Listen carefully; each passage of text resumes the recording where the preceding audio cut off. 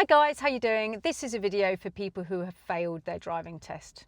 So first of all, guys, don't worry about it, okay? You're not on your own. It is really, really common. In Cheltenham here, we've got a 43% pass rate.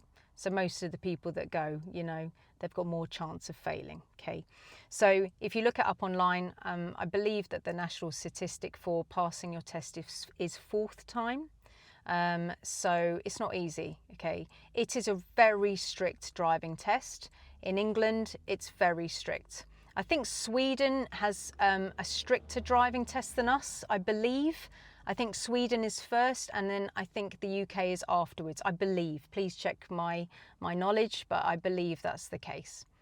Anyway, so it is very, very difficult, and one of my students is going to give it another go at third time, okay?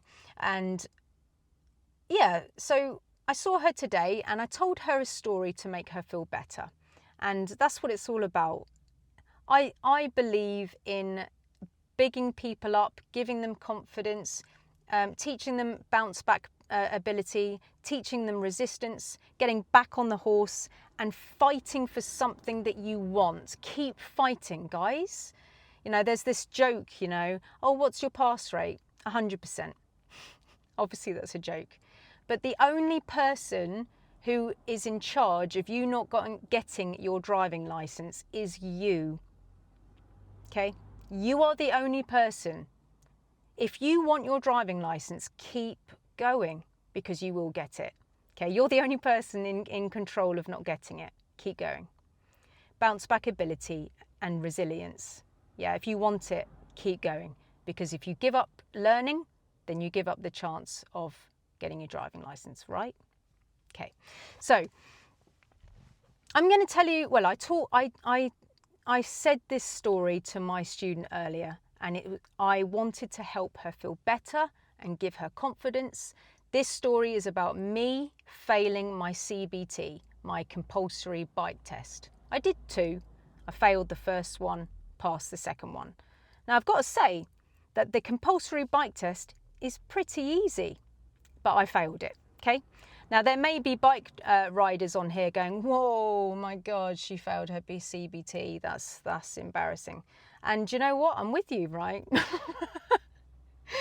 I hear you, right? I'm up there, like, with the understanding that that's pretty embarrassing. But this story is incredibly useful because it shows how if you get back on the horse and you analyze things properly, then you can get what you want, because I went back and I did it again. Human nature is also in this video, about how I dealt with the information about how I failed, and then how I blame shifted and how I tried to make myself feel better. So there's humanness in this video as well. So this is the story. I'm going to tell you the story about how I failed my CBT and then eventually I got it, okay? Now, with driving a car, I've always passed everything first time, okay? So since I was 17, anything to do with driving a car, I've passed. But the CBT, the bike test, failed, yeah, until my second attempt. So this is the story. So my partner was a driving instructor. He now does the speed awareness courses and stuff like that, okay? So, but he was a driving instructor for 1 year longer than me, okay? So at the time, I was 7 years into driving instruction and he was 8 years into driving instruction. And he had ridden a motorbike for many, many years when he was younger, okay? So he knew the whole spiel. He knew how to ride the bike, yeah? This was not going to be hard. The CBT was like what he needed to do first, the compulsory bike test, which is the mini motorbike test that you do first. And then within 2 years, because the certificate only lasts 2 years, within those 2 years, you then have to do your main motorbike test within that 2 years, okay? Correct me if I'm wrong. Yeah, it's been a while since I've looked up the motorbike rules, but that was what we were dealing with at the time. Now, because he was my partner, I thought to myself, oh, wouldn't it be fun, like, to do it together? Like, I'll buy it for his birthday present. I'll get him the CBT. I think it's a 6-hour course. We'll do the CBT together. It will be a nice little day out. We'll have a load of fun. It'll be a laugh, and we'll get our friend to do it. So I contacted my bike instructor friend, and I said to him, "Oh, will you do me and my partner's CBT?" And he said, "Look, Ros, I only do the motorbike test, the proper motorbike test. I haven't done a CBT for ages." And I said, "Well, can you just do one for me and my partner, because like we're all friends and it will be fun and it will be like a day out and it will be brilliant and we'll all have a laugh." So I basically forced him to reopen the CBT instructor in him. He hadn't done one for years, okay? And I'm not blaming him for a second. Oh, well, I'll get to that later, right? But I'm not, right? But human nature shifts blame so you can live on. But I'll explain in a minute about all that stuff as well. So anyway, so there's the three of us. So we go down to our CBT. The bike's in the car park, ready to use. Yeah, I'm all excited. Like we do our little bit of like theory first. I think we did the theory first, must have done, because it would have all been part of it. And got our helmets and our gloves and everything, learned about the safety of it all, and then we got introduced to our bike. Now, it was a 125 bike, and straight away, a blue bike, blue and black, and straight away, it was really heavy. Ridiculously heavy. Now, to get this bike to actually stand up, you had to push it forward and then it goes on a kind of stand. But you have to push it forward with your own body, and then it will then go up onto a stand, and once it's on the stand, then it can stand there and you can walk away from it. There is no other way for the bike to stand up without doing this method of pushing it forward onto its stand, and then you can leave it there, okay? There isn't that kind of like little funky like push down thing, which I thought that you could have, but I think they only come on the bigger bikes. There's like a little push down stand and then the bike can lean on it. No, we didn't have one of those. We had this like push it up onto its stand. Now, I'm only 8 stone, and I've been 8 stone for a million years. I was 8 stone when I was 16, 17, and I'm still 8 stone. Okay, I haven't changed my whole life. Okay, so this bike was extremely heavy, like ridiculously heavy, and I couldn't do it. I couldn't get it up onto its stand. So straight away, I've got this heavy bike. I can barely move the thing. Okay, now straight away, that's making me feel bad, because even pushing the thing, it's leaning against me. I can't really hold the thing. Okay, so I have been a driver, don't forget that I've been a driving instructor for 7 years at this stage, and I'm trying to learn a new machine. I'm completely unaware of what this piece of metal does. I've never been close to a motorbike before. This was my first time. I didn't know where anything was. I didn't know about where the gears were or how to use the gears, how to go forward and back. I literally knew nothing about it at all. Going onto the road was not what I needed to do. I've been 7 years as a driving instructor. I knew the road pretty much like the back of my hand. Being in a job for 7 years, you're good at it, okay? So I was already very good at the road. I knew the rules of the road. I did not need to be put on the road quickly, okay? I needed to understand the machine that I was using, okay? Anyway, so we're in the car park. I've got this problem with actually holding the bike in the first place. It's very heavy. So we get on the bike, and now we're starting to move off. And I mean, it's a long time ago, yeah. I've been a driving instructor for 22 years and I was 7 years into it. So this story is extremely old, okay? But I assume that we went up and down. I haven't really got a lot of memories. I've only got memories of my second one, because I think I basically just blacked all of this out, but I know enough to tell you. Anyway, so we did like some turns and stuff like that. Anyway, so obviously my friend who was teaching us this CBT, he knew I was a driving instructor. He knew that my partner had ridden bikes before. And this is my blame shifting, like make myself feel better mode coming out. He then said, why don't we go on the road? That would be so much more fun than like staying in this car park, which I probably still feel is a mistake, because the road wasn't where I needed to be. I needed to connect to this bike. I remember saying to him, which way do I go with my wrist to go forward and backwards? And he was like, back. Yeah, back. Like I was some kind of idiot. But like, I should have said, no, I need to stay in the car park. I should have done that. And I do heavily understand that I should have listened to my gut instincts and inner voice, because they were screaming at me. Gut instincts and inner voice in your life is the only thing that keeps you safe across all of your life, with everything, with people, with situations, with danger, with driving, with riding a bike, with everything. You need to trust your inner voice and gut instincts. When I'm teaching my students how to drive a car, I'm like, how does it feel? What does your inner voice and gut instincts tell you about this? I'm constantly teaching people to rely on their inner voice and gut instincts, okay? But this story, I didn't, because I had, I guess, peer pressure, because my partner knew how to do it. I was with my friend. I was a driving instructor. I felt pressure. I felt like a bit of an idiot. And I thought to myself, oh, maybe I should go onto the road. I wish I hadn't. Anyway, so I had glasses on at the time because I have had laser eye surgery, and I had a pair of glasses on because I needed them, right? But when you are riding a motorbike and you've got the helmet on, if you've got glasses on, I was advised by my teacher to leave the visor slightly open so my glasses wouldn't get steamed up. So in the car park when we were going round, that's okay.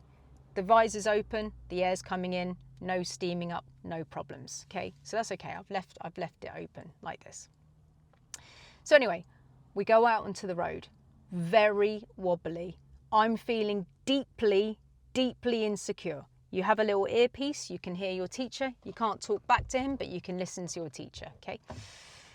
We're riding around. I'm going to say driving probably because I'm a driving instructor. We're riding around, okay? And I'm feeling desperately insecure about this. I do not feel safe.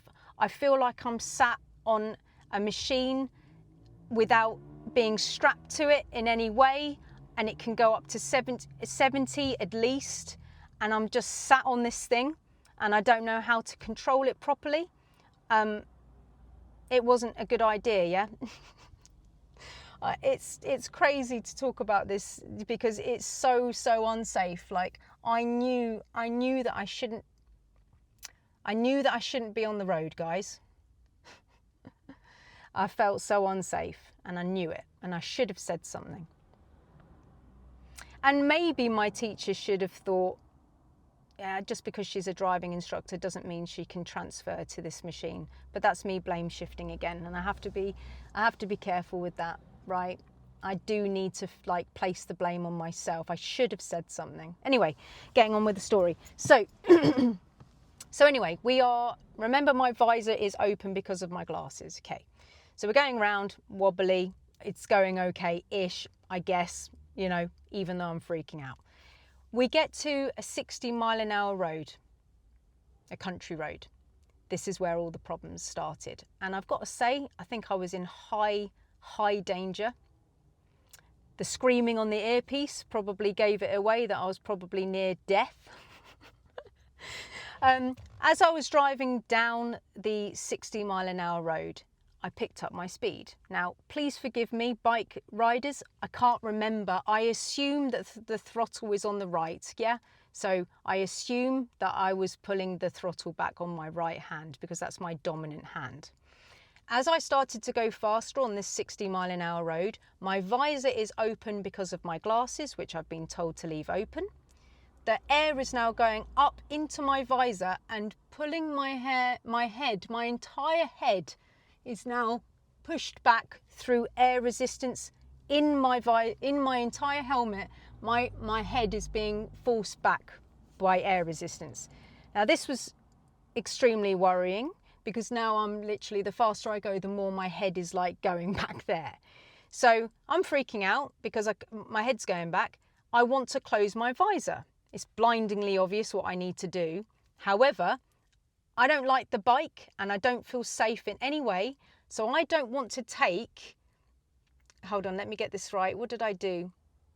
I wanted to take my dominant hand off the bike to put my visor down. So it must be that you throttle on the right, must be. So I took my hand off and closed the visor, okay? When I then put my hand back onto the bike, I noticed that I was going exceptionally slowly, okay? I'm on a 60-mile-an-hour road and I'm going really, really slowly.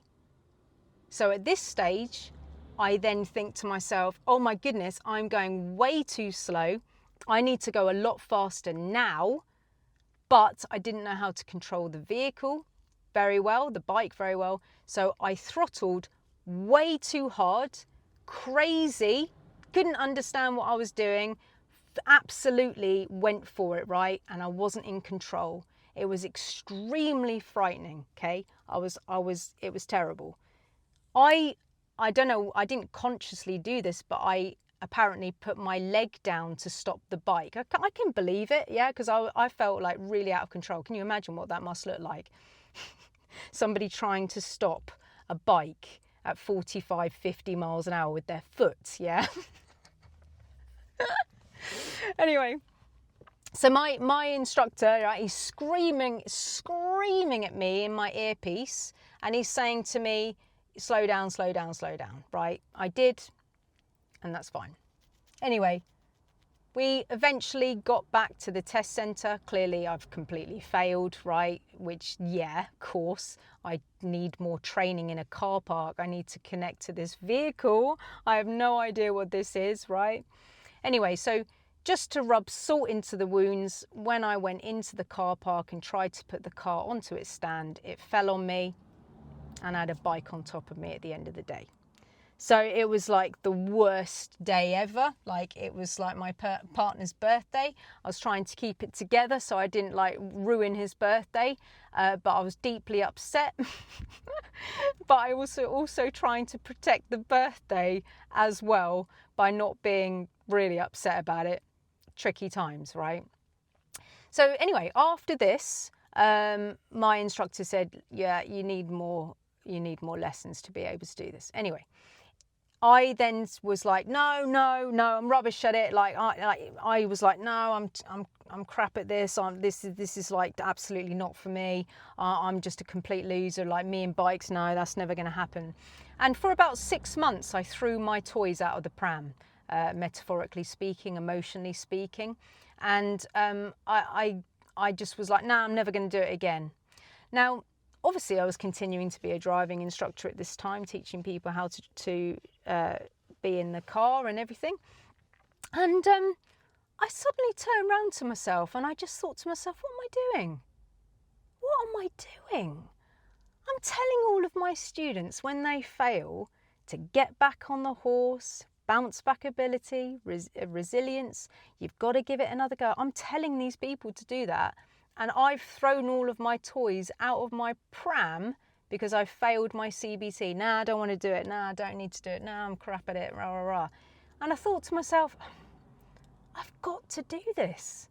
I have got to do this. It's actually become something that I've got to do because I'm telling my students to do something that I'm not doing, and that's wrong. Practice what you preach, love, right? So it became a thing. And I thought to myself, I've got to get this now. I've got to do this. I have to. It's now become a mini mission, right? So with respect, I didn't use the same instructor again. And that's not because I thought of him I was shifting blame because of human nature. I was trying to make myself feel better because I had to live on with my life. So there was parts of me that were thinking, why didn't he keep me in the car park? Why didn't he teach me how to use the machine? I know I'm a driving instructor. I knew how the road worked. It didn't need to be there, blah, blah, blah, blah, blah, right? But there was a point of embarrassment as well. So I felt embarrassed about the situation, so I wanted to go with a new person as well. So I secretly didn't tell anybody that I was going to do it again, and I just booked another one with another friend who does it as well. Now, when I went to my friend to do it, James, and I'll call him that because that's his name. When I went to go and see James, I said to him, James, please don't think of me as a driving instructor, because if you do that, you might speed me along and you might put me into a situation that is too early for me. So I said to him, I really want you to treat me like any other 16-year-old that you see, and I really want you to treat me like that. I've got a dry mouth, maybe because I'm nervous about my story. Let me just chew on this for a bit. So anyway, I got James on, and I went and I had to drive to location. It was quite far away because he worked a little bit further away. And I said to him, I really need to understand this bike. I really need to sit on this thing and understand what everything does. I need to painstakingly go up and down and stop it and change gear, and I need to do hill starts, and I need to do figure of eights, and I need to do clutch control. And I said, please don't put me onto the road. I know the road. Please let me connect to this bike. Please let me go around these cones a zillion times, yeah? Now, when you do a CBT, you're normally teamed up with another person, okay? So obviously it was me and my partner last time, and I was rubbish, yeah? But this time I was teamed up with a stranger because I was doing it all privately and I didn't want anybody to know, okay? So I'm with a 16-year-old boy who I've never met before, and he's doing his thing, okay? Now, I was going round and round, listening, asking loads of questions, because I was in that to flipping get my certificate. I was getting that. I was going to fully understand what I was doing. I was absolutely like, you know, maybe I was annoying. I don't know, but I asked loads of questions, and I had a voice. I spoke. What does this do? What does that do? What do I do when this happens? How do I do control, clutch control? How do I go slower to do this certain, blah, blah, blah, blah, blah. Right, loads and loads of questions, right? And what I did is I connected with the machine that I was using. It is just a machine. The bike is just a machine. I needed to learn the new machine. I'm constantly saying that to my students, yeah? This is just a machine. This car is a machine. We need to know how it works like any other machine in your house. If you buy a new coffee machine, if you buy a new dishwasher, if you buy a new washing machine, did I say that? But it, like, whatever machine you've bought, you need to learn it. And once you've learnt it, you've become the elite at using it, yeah? And you just need to learn it well and know what you're doing, okay? Now, when we finally decided to leave the car park, it was a decision as a team that we decided on, and I thought, yeah, I'm ready to go on the road because I know what this does, I know what this does, I know how to make it go slowly, I know how to make it go quickly, I know how to change gear, I know how to, you know, whatever it was, yeah? I knew so much more because I'd sat there and I'd asked questions, and I had absolutely been meticulous. I had not been sped along the process to put me on the road, which I knew like the back of my hand anyway, right? So I was probably doing this at maybe 8 years into being a driving instructor now, okay?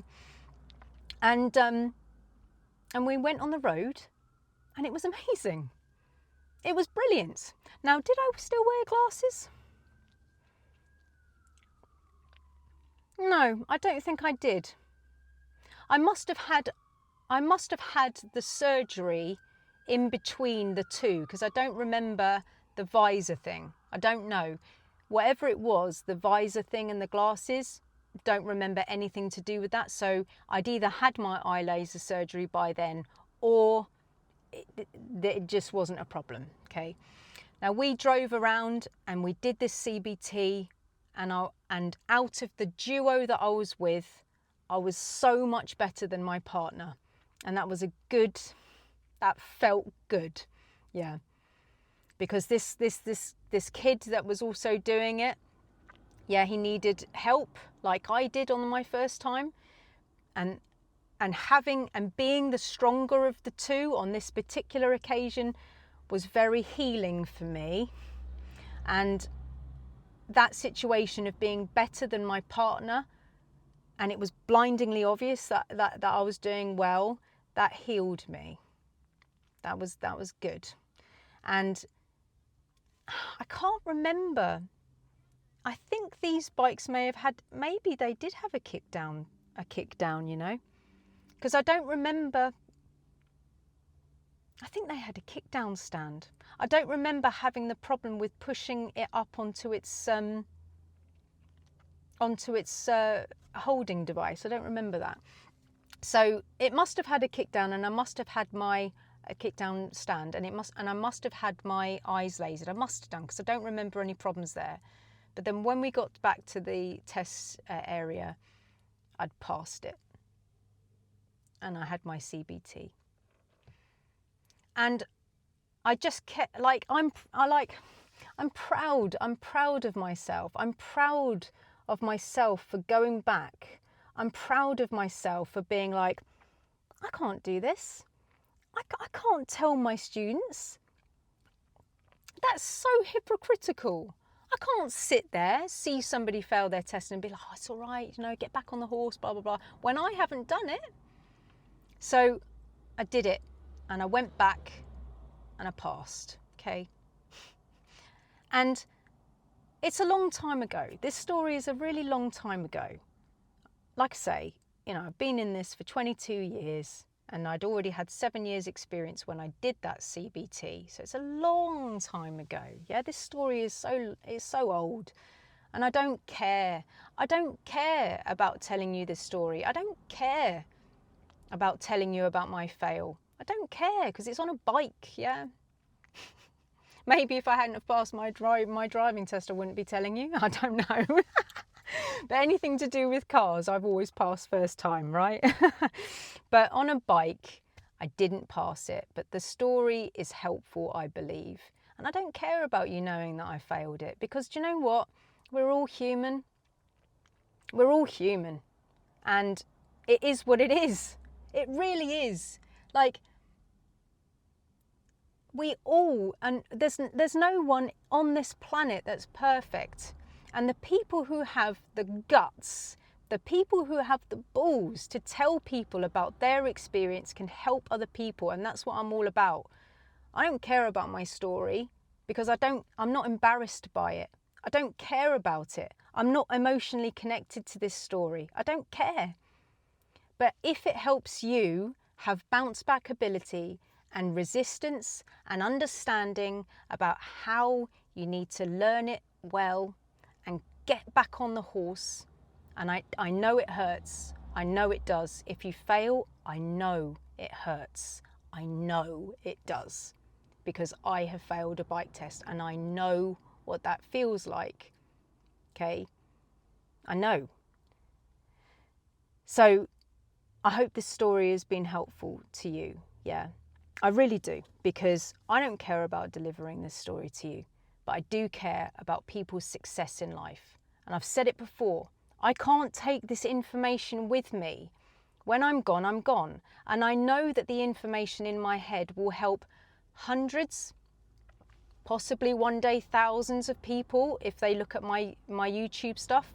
I know that with the information that I have in my head, with all of the years of experience that I've got, and the almost OCD, meticulous way that I work and understand human behavior, because I'm a hypnotherapist and an NLP master as well. I'm interested in human behavior, okay, so I'm qualified in all of that as well, which is helpful, I believe, because I pick apart people as a human, and I understand. And I know that this information is incredibly useful for hundreds, if not thousands of people, so they have a better life. Driving, well, look, maybe that's just my opinion, but I think that driving can create a better life, maybe. Maybe that's personal. Maybe that's a personal opinion. But for me, I feel like I can go places, I can see people, I can go shopping and get heavy things. I can go to the beach, I can take my kids places.